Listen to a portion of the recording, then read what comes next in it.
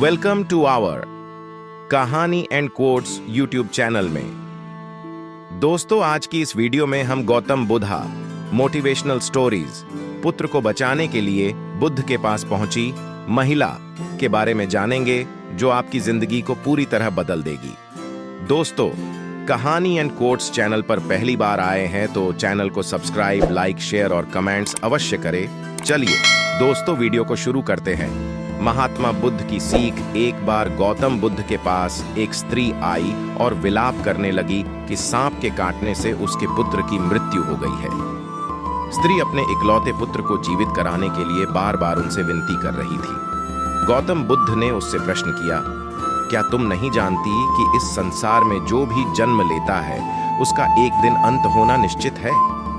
उस स्त्री ने कहा, हाँ, अच्छी तरह जानती हूं, मगर आप पहुंचे हुए महात्मा हैं और आप में इतनी सामर्थ्य है कि आप मेरे पुत्र को जीवित कर सकते हैं, इसलिए मैं आपसे याचना कर रही हूं। मेरा वह बेटा मेरी इकलौती संतान थी।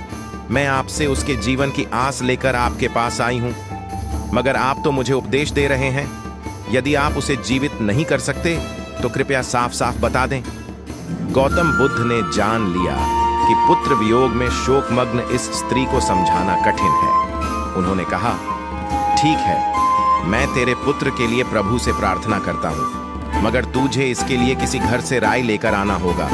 लेकिन इस बात का भी ध्यान रखना कि जिस घर से तू राय लेकर आए उस घर में कभी किसी की मृत्यु नहीं हुई हो। स्त्री के मन में आशा का संचार हुआ। उसने सोचा कि राय तो आसानी से प्राप्त हो जाएगी, लेकिन वह जिस घर में जाती वहां यही जवाब मिलता कि उसके घर में किसी न किसी की मृत्यु अवश्य हुई है।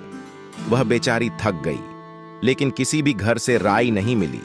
उसे इस बात की समझ आ रही थी कि मृत्यु अटल एवं अवश्यंभावी है और उसका सामना किसी न किसी दिन हर एक को करना ही पड़ता है। थक हार कर वह बुद्ध देव के पास लौटी और उसने बताया कि उसे कोई ऐसा घर नहीं मिला जहां किसी की मृत्यु नहीं हुई हो, लेकिन अब अन्य लोगों के समान वह भी इस दुख का धैर्य और साहस पूर्वक सामना करेगी।